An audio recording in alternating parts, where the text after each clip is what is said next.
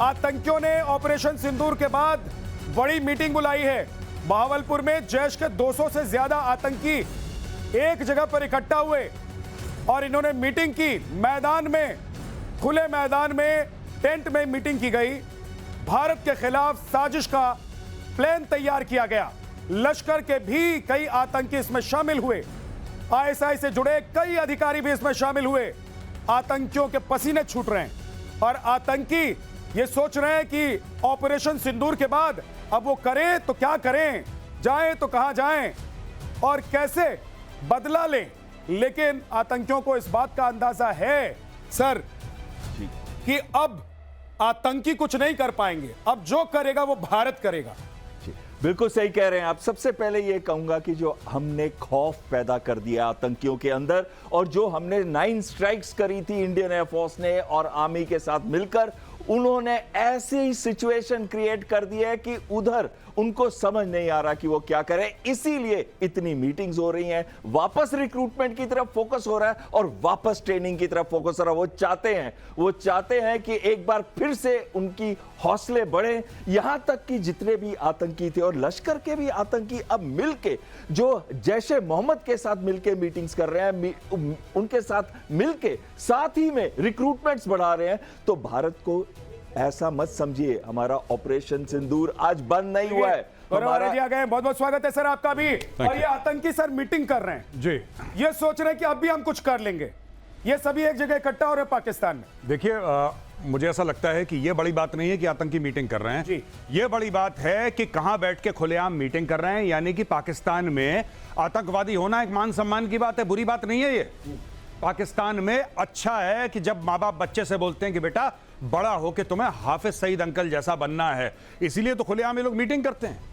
शान और शौक। देखिए, एक आतंकी मरता है, पीछे 3 स्टार जनरल खड़ा है, उसका पाकिस्तानी आर्मी का कोर कमांडर खड़ा है। भाई, कोर कमांडर खुदा होता है पाकिस्तान में, ये खुदा की हैसियत रखता है कोर कमांडर। कोर कमांडर खड़ा है, वहां पे 2 मेजर जनरल खड़े हैं, वहां पे कितने ब्रिगेडियर खड़े हैं, वो उसके नमाज जनाजा में वहां पे खड़े हैं। और आप ये देख लीजिए कि इससे बड़ा प्रूफ कोई चाहिए कि वो आतंकी फौज है।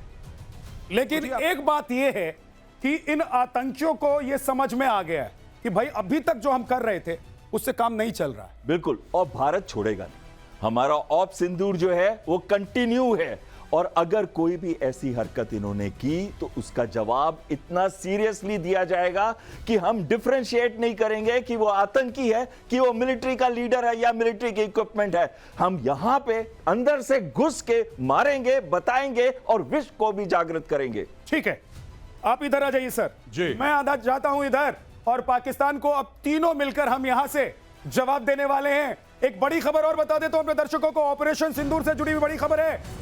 पाकिस्तान के पीएम शहबाज शरीफ ने कबूल कर लिया है, उसका कबूलनामा सामने आ गया है कि भारत ने ब्रह्मोस से हमला किया था और धुआं धुआं कर दिया था। यह धुआं धुआं अब उनको समझ में आ रहा है। हालांकि तस्वीरें, दस्तावेज तो पाकिस्तान पहले ही भेज चुका है। सर एक बार सुन लेते हैं कि शहबाज शरीफ ने कैसे कबूल किया। आप सोचिए कि शहबाज शरीफ जब ये कबूल कर रहे होंगे तो उनके दिल पर और उनके दिमाग में क्या चल रहा होगा और क्या बीत रही होगी। वो कह रहे हैं कि 9 से 10 मई की रात अटैक का जवाब देने का फैसला किया था। पाकिस्तान एयरफोर्स और पाकिस्तान आर्मी तैयार थी और फज्र की नमाज के बाद सुबह 4:30 बजे एक्शन की तैयारी भी थी। हमसे पहले ही भारत ने ब्रह्मोस मिसाइल से हमला कर दिया। अब ब्रह्मोस से रावलपिंडी एयरपोर्ट समेत कई इलाकों पर हमला किया गया। सर ये इनका दर्द धीरे धीरे निकल रहा है और ये समझ में आ रहा है कि भारत कह रहा था कि मारूंगा, लेकिन तब भी ये लोग समझ नहीं पाए, तब भी ये लोग नहीं भाप पाए कि भारत कब मारने वाला है। देखिए, मुझे तो ये समझ में नहीं आ रहा कि इन्होंने 4 दिन पहले तो इतना बड़ा जश्न मनाया था, वहां पर पार्टी करी थी कि हम जीत गए और ये खुद कह रहे थे कि भारत नहीं मार पाया। भारत ने करने की कोशिश करी, हमारे एयर डिफेंस ने भारत के इतने रफेल उड़ा दिए, इतनी बैलिस्टिक मिसाइल उड़ा दी, इतने ड्रोन उड़ा दिए, इतनी क्रूज मिसाइल उड़ा दी। ये सारी की सारी स्टोरी करने के बाद ही तो इन्होंने जनरल से उसको फील्ड मार्शल बनाया था, आसिम मुनीर को। अब ये आसिम मुनीर के बैठे बैठे ये बोल रहे हैं कि साहब मार्शल की फील्ड मार्शल, वही आप कुछ कह लीजिए, फील्ड या फील्ड ही है वो। लेकिन अब ये कह रहा है कि साहब हमने बोला कि फजर की नमाज के बाद हम लोग एक काम करेंगे, पहले नमाज पढ़ लेंगे, उसके बाद हम लोग अटैक करेंगे भारत को। लेकिन भारत ने उसके पहले अटैक कर दिया। अरे अगर भारत ने बोल भी दिया ऐसा या कर भी दिया भारत ने ऐसा, मानिए कि आप कह रहे हैं चलिए भारत ने अटैक कर दिया, ये पब्लिकली खुद की बेइज्जती करने वाली बात है भाई। ये कोई बोलने वाली चीज होती है? हमने बोला था हम अटैक करें, लेकिन पहले भारत ने 4 थप्पड़ मारे और भारत निकल लिया वहां से। ये कोई पब्लिकली एडमिट करने वाली बात नहीं होती है। खुलेआम अपने आर्मी चीफ के सामने ये सब बोल रहा है। सर ये कहीं उन लोगों को भी तो जवाब नहीं दे रहे जो इधर से कह रहे हैं कि कहां मारा कहां मारा कहां मारा। बिल्कुल, एक बहुत ही अच्छी चीज इन्होंने बोली जो कि बिल्कुल गलत है। इन्होंने कहा कि हम नमाज पढ़ रहे थे जब उससे पहले इन्होंने हमला कर दिया। लेकिन एक बार पहले इनकी स्टेटमेंट आई थी कि मैं स्विमिंग कर रहा था, अगर आपको याद रहे। तो ये क्या कर रहे थे ये इनको ये खुद याद नहीं है कि वो स्विमिंग कर रहे थे कि वो नमाज पढ़ रहे थे। और दूसरी चीज, इन्होंने बदला लेने की कोशिश की थी 8 और 9 की रात को, और इन्होंने ही एस्केलेट किया था मिलिट्री और सिविल टारगेट्स के ऊपर। हमने तो उसका जवाब दिया था, हमने उस स्केल पे भी जाके डोमिनेट किया था, और तब हमने ब्रह्मोस मिसाइल छोड़ी थी इनके ऊपर। तो ये कैसे झूठ बोल रहे हैं?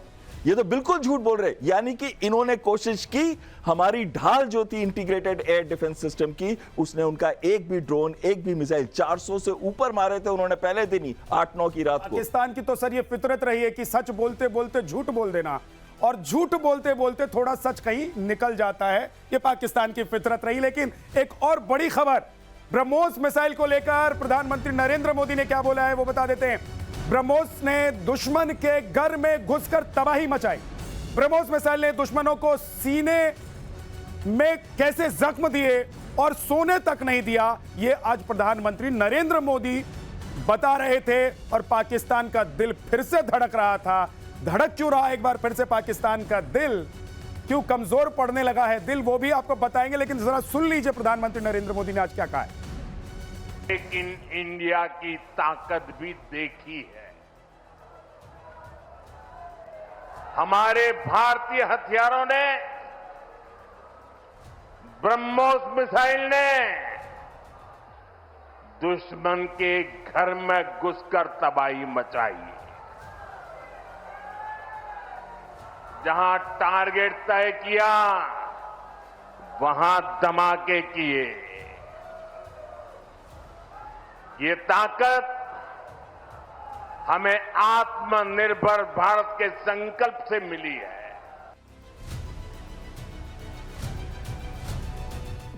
गौरव सर, अब तो सुनने में आ रहा है कि पाकिस्तान में भूकंप के झटके जब आ रहे हैं तो पाकिस्तानियों की नींद उड़ जा रही है कि कहीं ब्रह्मोस तो नहीं आ गई। नहीं, बिल्कुल। इन्होंने एक्चुअली क्या है कि इनका 82% जो मिलिट्री इक्विपमेंट है वो चाइनीज है जी, और इनको बड़ा भरोसा है चाइना के ऊपर, जाहिर सी बात है। तो इनको चाइनीज इक्विपमेंट पे भी भरोसा हो गया। अब चाइना का जो एयर डिफेंस इक्विपमेंट था वो भांप नहीं पाया, और उन्होंने मन से लगाया भी था, ऐसी बात नहीं है। इन्होंने पूरा खरीद वरीद के, लोन लेके, कर्ज लेके, भीख भीख मांग के इन्होंने चाइना के रडार वेडार लगाए थे। अब रडार को तो पता नहीं लगा ब्रह्मोस कहां से आई। And BrahMos is 2.5-3 times the speed of sound. BrahMos घुस गया जहां पे उसको जाना था। ये आप पाकिस्तानियों को देखिए, सबसे हंसी वाली बात पता है क्या शहबाज शरीफ के स्टेटमेंट पे? ये नहीं कि वो मान रहा है, बार बार मैं कह रहा हूं कि ये जश्न मनाने के बाद वाली स्पीच है। वो कह रहा है कि भारत ने हमें मारा, वो कह रहा है कि हम अटैक करना चाहते थे उसके पहले भारत ने मारा। अब कोई पाकिस्तानी ये पूछे कि भाई जब तुम कबूल कर रहे हो दुनिया भर के सामने कि भारत ने मारा, तो तुमने इस आदमी को प्रमोशन क्यों दिया? तुमने जश्न क्यों मनाया? हर जगह पोस्टर क्यों लगाए? मुझे तो अभी तक ये समझ में नहीं आ रहा। और ये जो कह रहे हैं कि हमने भारत के दांत खट्टे कर दिया, अपनी बेइज्जती तो खुद कर ही रहे हैं शहबाज शरीफ साहब, अपनी खुद को बेइज्जत तो कर ही रहे हैं ये सब बोल के। लेकिन भारत का एक वीडियो, एक फोटो, एक प्रूफ इन्होंने अभी तक नहीं दिया है कि साहब ये देखिए भारत में हमने ये तबाही मचाई। बस अपने लोगों को क्या झूठ बोला है कि दिल्ली के ऊपर हमारे 60-70 जहाज थे। और शाहिद अफरीदी तो उधर जश्न मना रहे थे लोगों के साथ, उनको लग रहा था कि वो अगले इमरान खान हो जाएंगे। जी, मैं बता रहा हूं, ये शाहिद अफरीदी को जैसे कि घर में माएँ हमारी वो नहीं करती कि जब सर्दियां खत्म हो जाती हैं तो नेप्थलीन लगा के और रजाई को फोल्ड करके डाल देते हैं अंदर। देखा होगा ना कि फफूंद ना लगे रजाई में, बदबू ना आए। शाहिद अफरीदी को ये लोग फोल्ड करके अलमारी में डाल देते हैं, और जैसे ही लगता है कि थोड़ी सी ठंड हुई फिर उसको झाड़ वाड़ के धूप दी और सबके सामने। शाहिद अफरीदी का यही काम है। ये पाकिस्तानी आर्मी का एक, जिसको कहते हैं कि इंफॉर्मेशन वॉरफेयर, तो क्या ही करेंगे वो लोग, एक छोटा सा एसेट है उनका, और हर जगह इसको सामने। अब देखिए शाहिद अफरीदी गाड़ी में जाता है और झंडा वेव कर रहा है, हम जीत गए, हम जीत गए, हम जीत गए, हम जीत गए। ये शाहिद अफरीदी कह रहा है जीत गए, लेकिन कोई पाकिस्तानी कौम से ये तो बोले कि भाई जीत गए, उसका कोई सबूत होगा? कुछ तो होगा, कुछ तो आप लोगों ने करा होगा। कोई एक फोटो होगी भारत से, कुछ आपके सैटेलाइट, चाइनीज की सैटेलाइट, आपके इतने अच्छे दोस्त हैं, चाइना की सैटेलाइट ने कुछ तो आपको दिया होगा कि साहब ये ठीक है, आप गए थे, आपने पंजाब में बम मारा, पंजाब में एयरबेसिस तबाह कर दिया आपने, तो उसकी ये फोटोग्राफ है। चाइना के पास सैटेलाइट नहीं है, एक इनके पास है नहीं। ये पता नहीं कौन सी स्टोरी सुना रहे हैं जी। भारत और पाकिस्तान में वैसे तो सारे ही फर्क हैं, हम लोग मिलते ही नहीं हैं एक दूसरे से, लेकिन एक सबसे बड़ी बात जो है वो ये कि पाकिस्तान सीना चौड़ा करके झूठ बोलता है और सीना चौड़ा करके भारत ठोकता है। सर मैं गलत तो नहीं कह रहा हूं? बिल्कुल ठीक कह रहे हैं। अगली बड़ी खबर बता देता हूं, दुश्मन के ड्रोन का नया काल तैयार कर लिया भारत ने। भारत ने नए काउंटर ड्रोन सिस्टम पर काम करना शुरू कर दिया। सेना को जल्द ही यह काउंटर ड्रोन सिस्टम मिल जाएगा।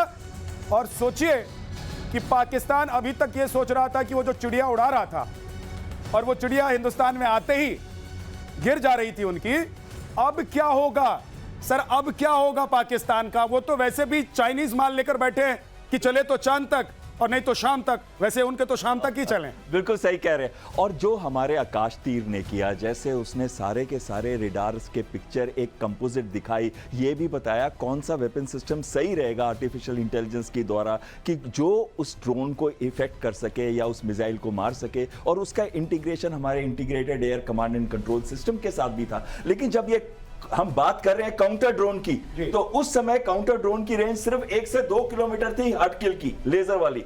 आज हमारे रिसर्च एजेंसीज बना रही हैं जिसकी रेंज 3.5 से 5 किलोमीटर है। सिर्फ कुछ ही देश हैं विश्व के जिनकी 10 किलोमीटर है, जो कि आप जानते हैं आयरन ईगल सिस्टम जो कि इजराइल का है, जिसकी 10 किलोमीटर है। अमेरिका की भी सिस्टम की रेंज सिर्फ 6 किलोमीटर है। यानी कि अब बहुत जल्दी हम ड्रोन्स के और काउंटर ड्रोन्स के अंदर भी दुनिया की नंबर 2 या 3 पोजीशन पे जल्दी आने वाले हैं। सर गौरव सर, थोड़ा ये भी पाकिस्तान के लिए बताइए, हम हिंदुस्तानी तो सब जानते ही हैं, पाकिस्तान के लिए बताइए कि भैया अब भेजोगे अगर ड्रोन तो क्या हश्र होगा? अभी तक तो भेज रहे थे, सोच रहे थे कि दिल्ली तक चला जाएगा तुम्हारा ड्रोन, वो वहीं घुसने से पहले ही मार खा जाता था। अब क्या होने वाला है इनके साथ? इनको होगा कुछ नहीं। देखिए, पाकिस्तान को इससे फर्क नहीं पड़ता कि पाकिस्तानी ड्रोन भारत में कितना अंदर आए। इनको एक झूठ बोलना है ट्विटर पे, फेसबुक पे, इंस्टाग्राम पे, वो झूठ तैयार रखते हैं। ये फिर झाड़ के धूप दे के शाहिद अफरीदी को बाहर निकाल देंगे। आप खुद देखिए ना, अभी शहबाज शरीफ ने आपने चलाया उसका वीडियो कि साहब फजर की नमाज से बाद हमने बोला करें, पहले ही उन्होंने ठोक दिया। तो ये पाकिस्तान को ये इससे कोई फर्क नहीं पड़ता। पाकिस्तानी आवाम, मुझे कहना नहीं चाहिए सब ऐसे नहीं होते किसी देश में, लेकिन ज्यादातर जाहिल हैं, कम पढ़े लिखे लोग हैं पाकिस्तान में, इलिटरेसी बहुत ज्यादा है। उनको कोई भी बेवकूफ बना देता है, उनको कोई भी स्टोरी सुना देता है। अभी ये देखिए, अभी रिसेंटली वो वहां के बहुत बड़े एक मशहूर पाकिस्तान के डिफेंस एनालिस्ट हैं, लाल टोपी बोलते हैं उनको साहब, जैद हामिद।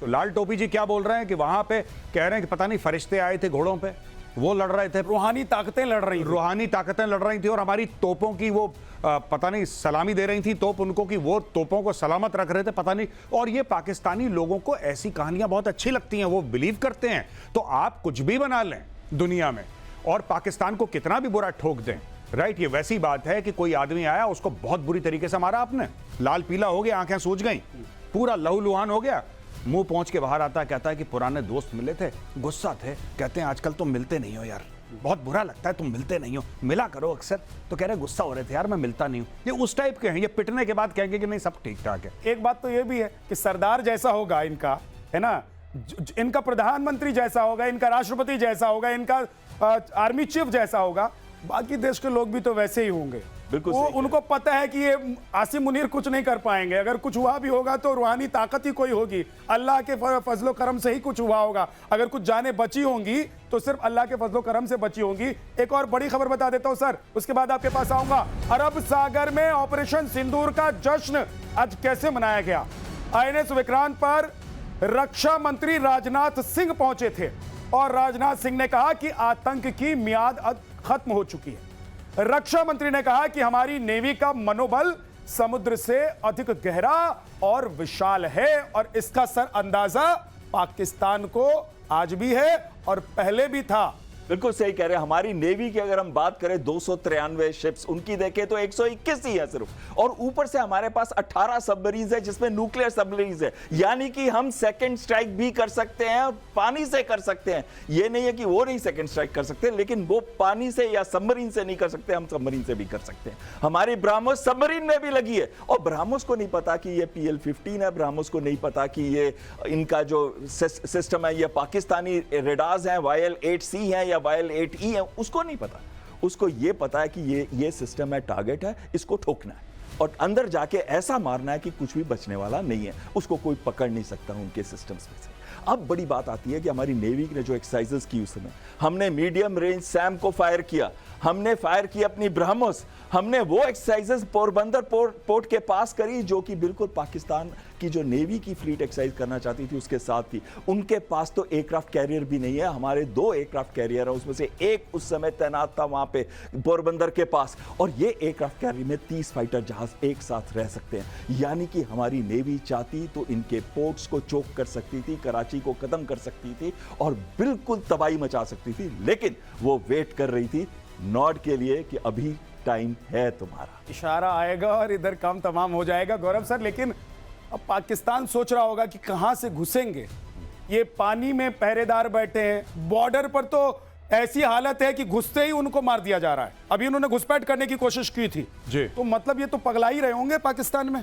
भाई मुझे ये सिर्फ ये रिक्वेस्ट है शहबाज शरीफ जी से कि साहब एक काम करिए आप, और फील्ड मार्शल के ऊपर भी कोई होता है तो उसकी भी तैयारी कर लीजिए, क्योंकि जब भी ये हारते हैं एक प्रमोशन करते हैं। अब अगर आपने कुछ करने की कोशिश करी इस वक्त, तो मुझे ऐसा लगता है कि नेवी वाले बैठे हुए हैं, खार खाए हुए बैठे हैं कि एयरफोर्स को चांस मिल गया, आर्मी को चांस मिल गया,